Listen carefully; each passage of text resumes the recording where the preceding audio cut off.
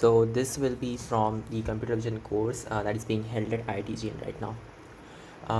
So we are going to be talking about an edge detector which uses the gradient of the image. Basically, so every image can be thought of as uh, a sampling of um, some continuous function of two variables. So let's say you have an image which is usually just a matrix of numbers. So I'm just thinking of the pixels as being brightness values, and I'm not using the RGB values. So this might be something like 0 0.1, 0 0.0, 0 0.9, etc. And yeah, so that's your image. Now we can think of this as being some sort of a curve or a 3D surface, right? Like this, uh, which is like a function of your x, y, right? So your z is a function of x and y. And so the value of z is basically what these numbers are, right, at different points. So for example, this would be at x equal to 0, this might be at 0 as well, this would be x equal to 1, etc., right? So this is like x direction, this thing is y direction. So y increases as we go down and x increases as we go up. All right, so with that, let's just start doing some very basic image processing. The first thing that that we would like to do is smoothen this image, right? So what smoothing does is that at any place you might be having a very sharp edge or something like that, that is smoothed out. So you don't have extremely high gradients or anything. So to smoothen an image, what we usually do is convolute it with a Gaussian kernel. So a Gaussian kernel G sigma of xy is basically the distribution e power negative x square plus y square upon 2 sigma square, and then obviously the 1 upon square root of 2 pi sigma square thing. So from this distribution you sample in a very fixed fashion. So basically, if you think about z as this function, then the values of z at x equal to 0, y equal to 0, at x equal to 1, y equal to 0, etc., you would just sample all of these and this would form your matrix, right? Yeah. And just for the sake of simplicity, let's actually sample it like this. So at integer points, whatever are the values, those would be your those would be your pixel values, right? Okay. And so usually we don't do that for a kernel. For a kernel, what we do is that we sample like this, right? So you shift this a bit, and although this is supposed to be the origin, you actually start from here. So this is what you call the 0,0 index, right, for our image. And so once we have this kernel, right, let's call this thing as h. So it's just the sampled thing, right? So then you can convolute it with the image. And so instead of calling it h, we'll actually just call it g sigma xy. So all of the things that I'm about to do can be done in both the discrete domain and at the same time the continuous case. So you can think of the image as being a continuous function, and then all of this really makes sense. So what we are going to do is just do I as a function of xy convoluted with g sigma xy. That gives us is, that is the smoothened image, right? Then after that you figure out the gradient of this is. So is a function of x and y. So the gradient is given by partial x of this. So just partial is by partial x and partial as by partial y, right? Then the magnitude of this gradient, we call that as m. So m sub s if we want, because it's for the smoothened image, right? While the direction is something that we call alpha. So alpha of x comma y, that's just equal to the tan inverse of this first component. So just let's call this thing as gy. So the second component, so it's gy upon gx at a particular xy, obviously, right? So that um, tells us the direction of the edge. Now let's go to the image processing part. So for every xy you have a direction and magnitude of the gradient associated with it, and so based on that we'll try to detect where the edges are. So obviously if your gradient is, so if your magnitude is like really small, in that case that's not a possibility for an edge, right? So we will usually discard those things. And so what we'll do is, let's say you are at some point xy and you have like sampled stuff around it, right? So you have sampled a few points. So your xy point is also sampled in the image. So once again, an image is basically just a bunch of samples of the actual thing. So what we'll do is, for this alpha xy, will go in that direction. Well, first we'll just choose the best normal direction to go with, and when I say normal, I mean one of these 8 directions. So we'll choose one of these directions, right, which is the closest to alpha, and let's say it's this direction, right? So we'll just confine ourselves to these 9 pixels. And so what we'll do is, for the next pixel and then for the previous pixel, we'll see if these are having a lower magnitude of the gradient or a higher magnitude. If they are having a higher magnitude, that just means like you're not at the best location on the edge. So your edge might be something like this, and over here you just had all the like dark pixels, and over here you have all the white pixels. And so let's say you are over here, and so obviously there's sort of a gradient, like here you have more darker and lighter. In any case, so if you were here you would have some gradient, but then that's not the best location to be putting an edge at. So the human eye perceives the sharpest, so contrast, as the edge, right? So we want to find the point where it's the most. And so if one of these points is actually giving a bigger magnitude for the gradient, then this point cannot be the thing, so we just move on. So when we say move on, what we essentially do is just mark this as 0. So what's happening is, you have this m, right? M as xy.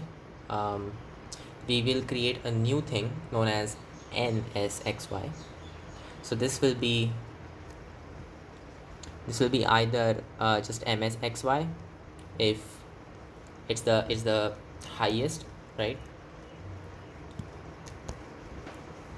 If best, right, in its locality, as I just told you, or otherwise it's 0, right? So when I say it's the best in the locality, what I mean is like that ms xy plus whatever direction you were supposed to go in, so that, and minus of the same direction in both of those 2 points, you should not have a bigger magnitude. If that's satisfied, it's the best location locally, and so that's a part of the edge, right? So you got this ns thing. Cool.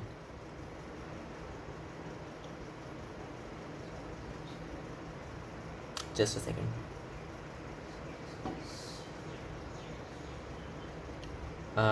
Right, so what people usually do is they can also write this as g sub n, right? So yeah, because it's like the gradient basically. So yeah, but I'm just gonna write it as n sub s, sure. Then the next thing that we do is something known as thresholding. So basically, so okay, let's just actually use g sub n because that's what the notation usually is. So gn xy is what this thing is. Now what one can do is define a gl xy, which is like all the pixels which could be edges, which have their values above a certain threshold, right? So that's going to be like, it's just gn xy. Actually no, I'm just gonna put it directly over there. So it's just gn xy and then that. So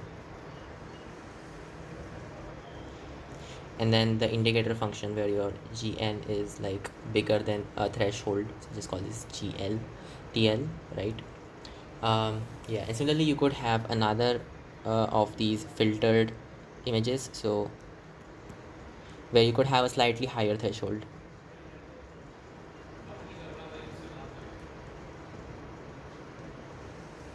Right, the reason is, so this low threshold, these are called weak edges, and this higher threshold is, these are the strong edges. So the strong edges are ones to be included directly, so they will necessarily be included.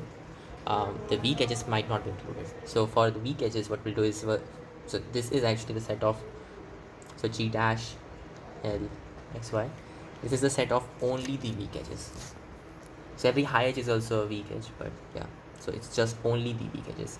So it's glxy minus ghxy, right? So now we perform something known as edge linking, which is that for every strong edge, we see if there's a weak edge around it, which can be converted to a strong edge, right? So if you have a weak edge and around that you have a few more weak edges, maybe, or maybe you don't have an edge at all, something like that, but then suddenly you also have like a strong edge, right? In that case, what you might say, okay, is that, okay, this weak edge might just be a part of another of these stronger edges, and so in that case you also convert this to a strong edge, right? So what we do is we create this new matrix G double dash of L xy, which is that, you know, so it's basically GHXY, right? If it's like, how do I even say this thing? I don't know how to say this. Actually not GHXY, but rather just G dash of, so yeah, just G dash XY. So whatever was the previous value is what you keep, because you don't want this to propagate. As in, you convert one weak edge to strong edge, and then suddenly that's converting more weak edges to strong edges. So you just keep it like that. So it's just like G dash LXY. You still keep it as a weak edge, but something that is to be included. And if it's not to be included, so you just keep it as 0. So has strong surrounding, right? Otherwise it's just 0. Sure. So that's edge linking.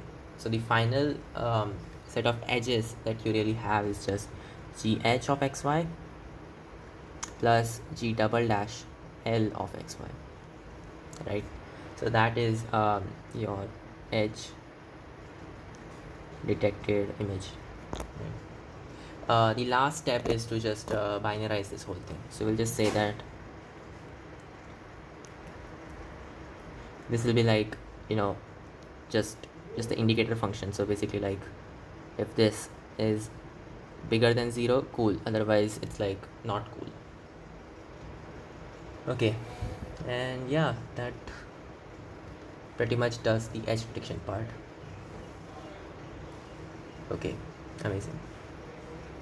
So now we can talk a bit about the kernels that we usually have in image processing. So it's just going to be like just an overview of the whole thing, right? So first there's obviously the Gaussian kernel, which we just used. There's also this thing called the Laplacian. So the Laplacian, usually for continuous cases, is defined as partial square upon partial x square plus partial square by partial y square. Now in case of images, what you might do to implement this is something like, so this you can think of this thing, so it's just 0 0 0 minus 1 2 minus 1 and 0 0 0. Yeah, so this kernel, when convoluted with any image, basically gives us the second x derivative approximately, and this would just be 0 0 0 minus 1 2 minus 1 0 0 0. So when you combine these two, what you get is just this thing, 4 minus 1 minus 1 minus 1 minus 1 0 0 0. So that's our Laplacian. Right, we already talked about the Gaussian. There's also a thing called the Laplacian of Gaussian. So once again, a Gaussian is just basically like 1 upon square root of 2 pi sigma square e power negative x square plus y square upon 2 sigma square, right? So if you take a Laplacian of that, what you get is, so this comes out,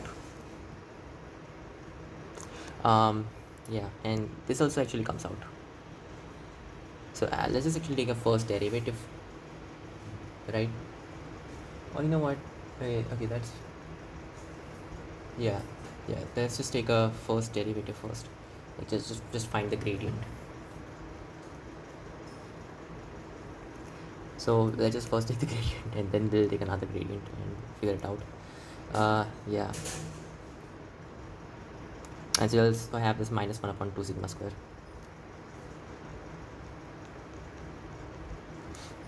And then finally just the 2x and 2y, so this 2 cancels.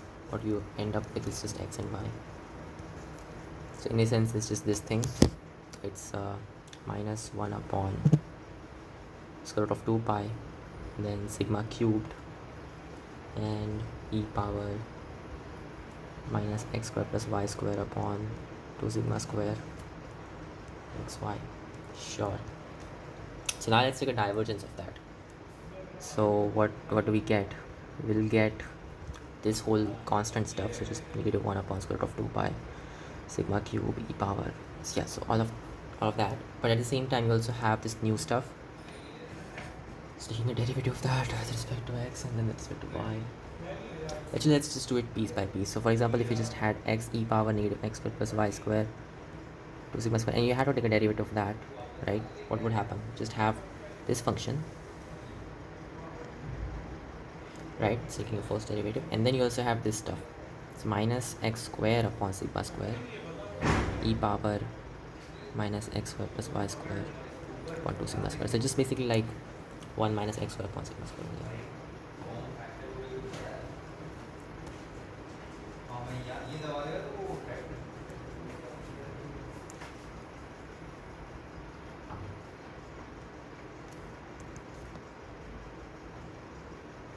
Similarly over here, just 1 minus y square upon sigma square. Awesome. That's your Laplacian. I mean, okay, so you're not supposed to be putting like this, but rather the plus over here. Sure. So just add this up. So you can rewrite this whole thing as 1 upon square root of 2 pi sigma power,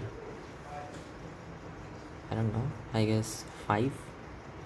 And then you got, so that's 2, so just 2 sigma square minus x square minus y square. Oh, but you gotta reverse the whole thing. So just like x square plus y square minus 2 sigma square, and then just e power negative x square plus y square upon 2 sigma square. So that's your Laplacian of Gaussian. Laplacian of Gaussian. Why do we care about this thing? Well, you can convolute it with an image, and that leads to some very nice effects, which is basically edge detection. What it does is that it's basically sort of like convoluting these together,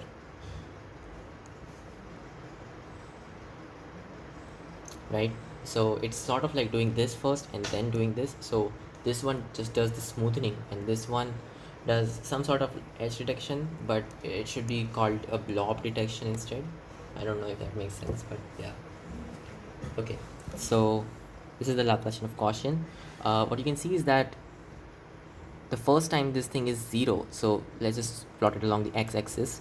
So it's going to be like very much negative initially, because it's like this is 0 or something, and this is like very large, and then after that it just becomes like some wavy thing. We don't really care, but at this point this thing is 0, right?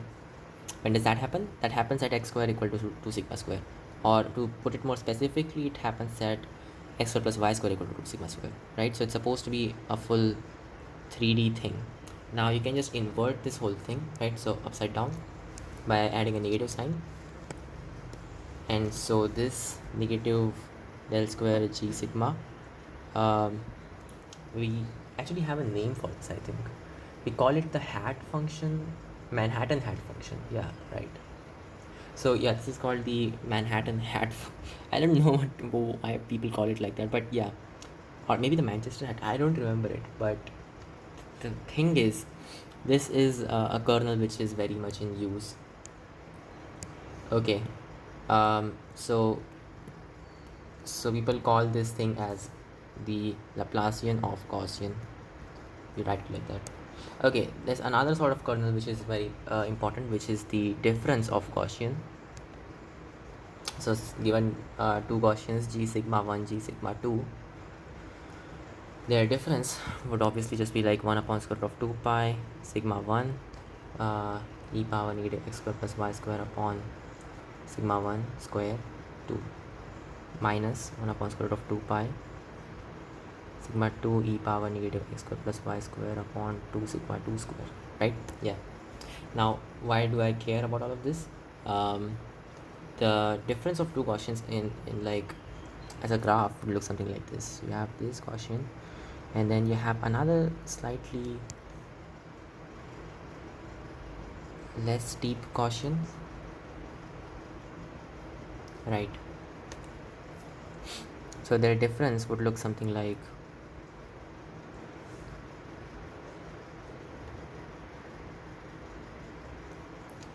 this, right? So this is very much like the log of Gaussians, like it looks like that.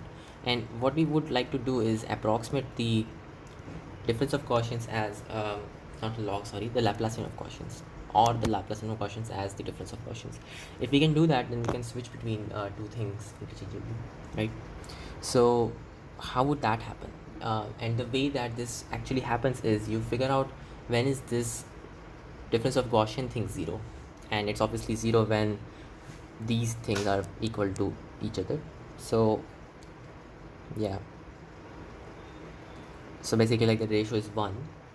It's basically like, you know, just sigma 1 e power negative x square plus y square upon 2 sigma 1 square upon sigma 2 e power negative x square plus y square upon 2 sigma 2 square. That should be equal to 1, right?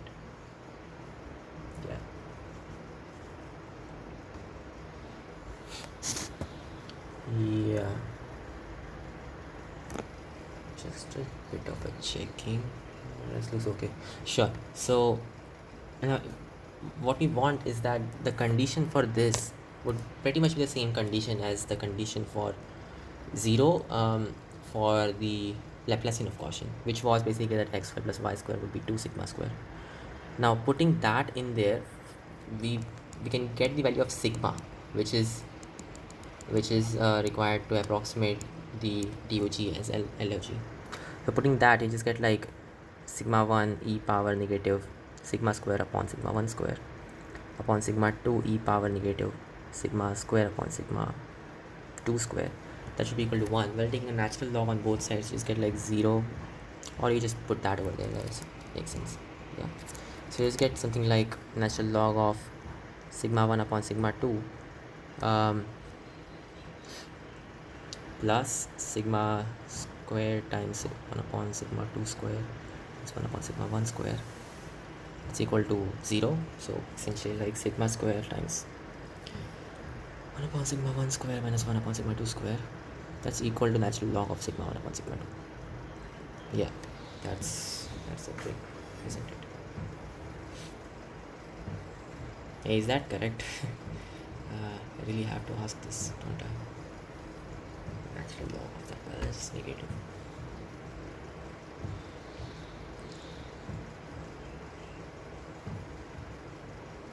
Yeah, that looks okayish. No, I think it's okay. It's okay.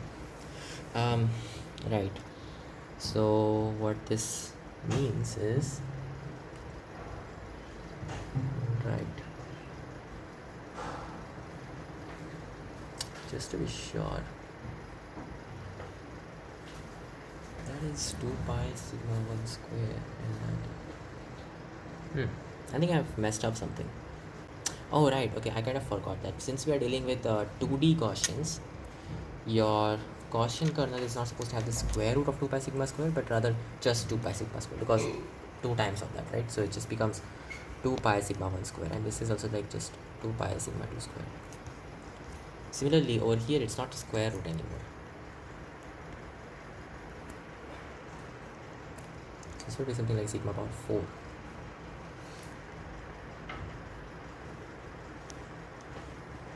Yeah, that's better.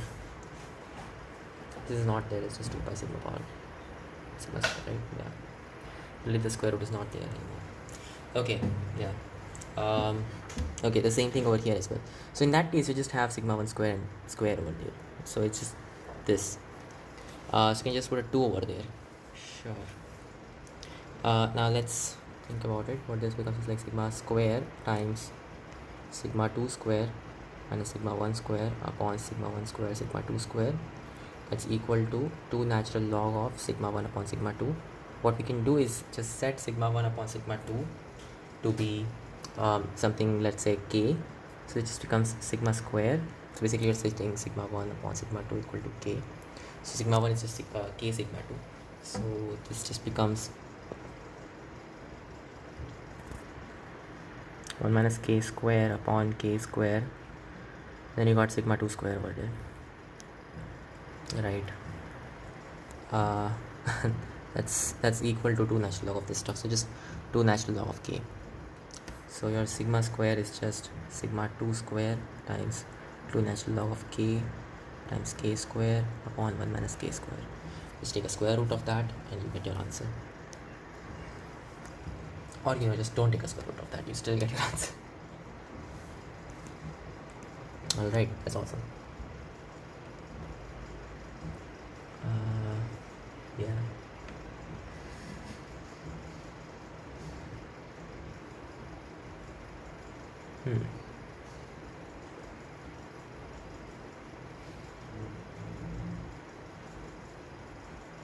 Yeah, I suppose this is correct. Okay, let's go to the more trivial sorts of filters. So this is just the difference of quotients, the Laplace transform of quotients. You also have the more trivial things, like there's a bilinear filter, which is basically like we take this bilinear vector 1 to 1 by 4, and then just do the let's say this thing is x, you just do like x transpose. So this just becomes something like 1 by 16, and then 1 to 1 and 1 to 1, just like 1 to 1 1, it's not 1 but rather 2 4 2 and 1 to 1. So this is the bilinear filter. You might have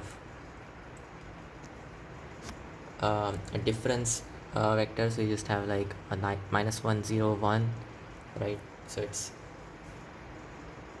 like a difference of 2, so it's supposed to be 1 by 2 over there. Let's call this thing as v. And you might have, for the horizontal vector, you might have something like just the average, so like 1/3 of 1 1 1. And then when you do like vh, that thing is something like 1 by 6 minus 1 minus 1 minus 1 and 0 0 0 and 1 1 1. This thing is used for edge prediction. This is it has a weird name actually. I think it's called the I kind of forgot the name of this thing. Let me just search this up. So it's called the Prewitt filter. Yeah, it's a high pass filter, as is obvious from this, because it's a difference basically. So like if you're it's a derivative. So and you know how derivatives work, right? Yeah, like if you have f dash of t, the Fourier transform of that's going to be like I omega, yeah, and then the Fourier transform of f of t.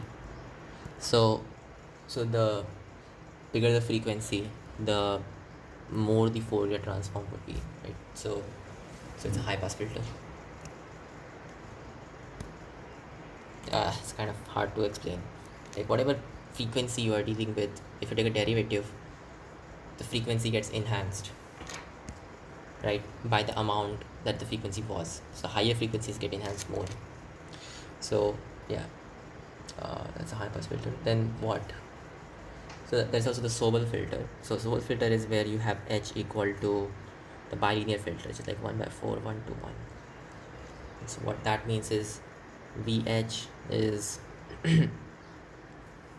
so it's just 1 by 2 times 1 by 4, it's like 1 by 8 minus 1 minus 2 minus 1 0 0 0 and then 1 to 1, once again used for edge detection. Oh yeah, so this vector is called the central difference, which is obviously like it's just around the center you take the difference. It's basically the derivative. Yeah, I mean, I guess these are the basic filters. There's the bilinear filter. There's obviously an average filter, which is just like just got b equal to 1/3 111, and then h is just like v transpose. Sure. um, right, there's also the fact that for all of these filters you can write it as something like vh, where v is a column vector, h is a row vector. So then the convolution of this thing with any image, that's actually very easy to do. What you can do is just convolute it with h first and then convolute it with v. So that actually solves a lot of problems, because let's just say like v is r dimension long and h is c dimension long, right? In that case, convoluting it directly would be something like rcn complexity. Here convoluting it would be something like the first you just convert with h, so just order um, cn, and then over here it's just rn. It's r plus c, I'm sorry, which is much lower. Right, so that was about all of these filters, I think. Yeah, obviously the fast way to be doing convolutions is basically just to be doing the Fourier transform and all that stuff. Yeah, which is okay. So I mean, do I really need to tell about this? So it's like x is some 2D signal that convoluted with h. If it's circle convolution, that's more than that's actually the correct thing to do. If you take a Fourier transform of that, so basically a TTFT, which I'll just write it as this f thing. So that would just be like, I'm just gonna use small things so that it's better. So x is a signal, h is a signal. Then the Fourier transform of that is like capital X multiplied with capital H, where capital X is like, this is just a Fourier transform of x, this is just a Fourier transform of small h. So this is how you usually calculate convolutions, right? So you just take an inverse Fourier transform of this whole thing. To do the Fourier transform, you rely on the FFT algorithm, which is having like an order n log n complexity, so that's like better. Obviously the best way to be doing it is just to use the properties of the kernel, and then you can get stuff like this, which is actually much better. In fact, if your kernel is small, why take the Fourier transform? Just go for this instead. Okay. Yeah, and finally we are going to another form of edge prediction. So by the way, I'm like reading straight from my notes.